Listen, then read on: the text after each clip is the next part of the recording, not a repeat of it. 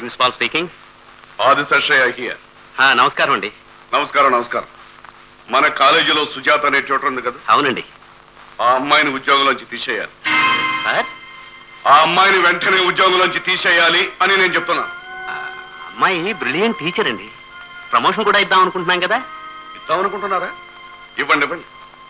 నేను చెప్పినట్టు చేయకపోతే రేపటి నుంచి మీరు మీ పనిలోకి రానక్కర్లేదు. వైస్ ప్రిన్సిపల్ గారు చూసుకుంటారు. మీరు పెట్టే బేడా సర్దుకోండి. మేమే అమ్మాయిని డిస్మిస్ చేస్తాం.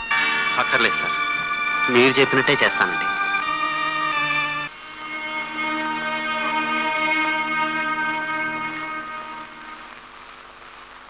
ఏమిటి ఇది? ఎందుకు చేసినట్టు ఈ పని? అంత పెద్ద మనిషిని, సంబంధానికి వచ్చిన వాడిని పట్టుకొని నానా మాటలు అంటావా? అంటుందండి, అంటుంది. ఉద్యోగం కూడా చేస్తుందిగా, దాని ఘనత నలుగురికి తెలియద్దు మరి. ఏమిటమ్మా మీరిద్దరు? నేనేదో మహాపాపం చేసినట్టు. ఆయన అన్న మాటలు చేసిన బేరాలు బాగున్నాయా? సంతలో గొడ్డు నా కొనుక్కోవటానికి వచ్చాడు. ఆయనే కాదు, ఆయన స్థానంలో ఎవరున్నా ఆ పాటే పాడతారు. వాళ్ళు మగపెళ్లి వారే, వాళ్ళదే పై చేయి. అవసరం మనదైనప్పుడు సౌమ్యంగా సర్దుకుపోవాలి గాని ఇలా అడ్డమైన మాటలు ఆడి అసలుకే ముప్పు తెచ్చుకుంటావా? అంటే మిమ్మల్ని చిత్రం వచ్చేస్తుంటే చూస్తూ ఊరుకోమంటారా? ఆడపిల్లని కన్ననాడే ఈ చిత్రవతికి సిద్ధపడిపోయామమ్మా. ఇవాళ ఆయన కొత్తగా అన్నదే లేదు, మేం విన్నదే లేదు. కానీ నువ్విలా ఎదిరించడం ఈ సమస్యకి పరిష్కారం కాకపోగా అప్రతిష్ట. దీని పర్యవసానం ఏమిటో? పర్యవసానం మనం మగవాళ్ళం కాదని పిరికివాళ్ళమని మరొకసారి నిరూపించుకోవడం. మాస్టారు, లక్ష్మి అంతా చెప్పిందమ్మా. నీలాంటి సాహసం ఉన్న అమ్మాయికి చేతులెత్తి నమస్కరించాలి, కానీ చేయలేకపోతున్నాం. మా చేతులు నరికేశారమ్మా. రే, ఏమిట్రా నువ్వు కూడా? జగన్నాథం, అమ్మాయి అన్న ప్రతి మాట నిజమని నీ మనసుకి తెలుసు, నా మనసుకి తెలుసు.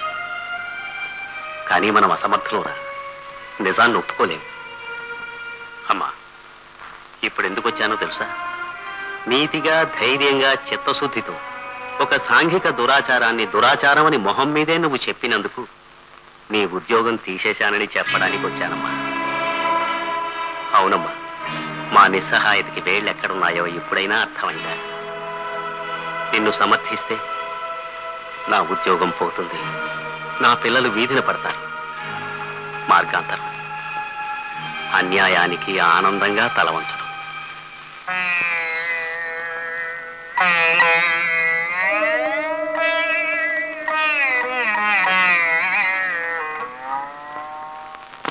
అదేనండి ఊర కుక్కలు చేసే పని. కర్రెత్తగానే కాలికి బుద్ధి చెప్పి వీధి చివరికి మురుగుతాయి. అదే పని చేశాను ఆదిశేషయ్య. మీరు ఉతికిన ఉతుక్కి మిమ్మల్ని ఉద్యోగం తీసేస్తే మీరు ఉక్కిరి బిక్కిరైపోయి మళ్ళీ తన కాళ్ళబేరంగా వచ్చేస్తారనుకున్నాడు. Fool of idiot. అసలు లక్షణమైన మీలాంటి పిల్లల్ని కళ్ళకద్దుకుని చేసుకొస్తుంది పోయి లక్షాలట లాంఛాలట లాక్ గోమే కొట్టేవాళ్ళ. ఏమండి, నిజంగా మీకు హ్యాట్స్ ఆఫ్ అండి. Your great. బ్రహ్మాండంగా కడిగిస్తారు. ఇక మా వంతే మిగిలిపోయిందండి, చూస్తాం.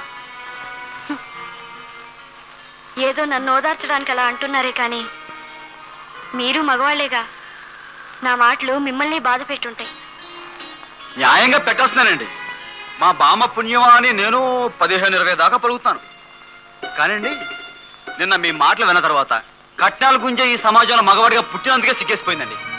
ఏమిటో నేను చేసిన పని తప్పో రైటో నాకు ఇప్పటికీ తెలియటం లేదు. ఏమిటి, మీరు ఇంకా ఆ విషయం గురించి ఆలోచిస్తున్నారా? మర్చిపోండి, మీరు చేసింది 100కి 100 కరెక్ట్. ఇక ఉద్యోగ విషయం అంటారా? మా హోటల్కి పెద్ద పెద్ద ఆఫీసర్లు రోజు వస్తుంటారు. I have a small request, sir. There is a deserving candidate. Will you please give her a job? అని అంటాను. It's a done, Mr. Murthy అని వాళ్ళు అంటారు. It's done. ఇలా కళకళ్ళాడుతూ ఎప్పుడు నవ్వుతుండండి. మీ పెళ్లి కూడా బ్రహ్మాండంగా జరిగిపోతుంది. తీసుకువెళ్ళడమే కానీ ఈ దాన ధర్మాలతో ఒక్క రూపాయి మిగలలేదు అనుకోండి. చూపిస్తారా? ఎవరు? జగన్నాథం గారే. నమస్కారం అండి. నమస్కారాలు నమస్కారాలు. ఏమండి ఏజెంట్ గారు, మీరెవరో తెలుసు కదా? ప్రస్తుత సమాజాన్ని పునాదులతో సహా లేపేసి నూతన సమాజాన్ని స్థాపించాలనుకునే వీరవనిత యొక్క పాపం తండ్రి గారు.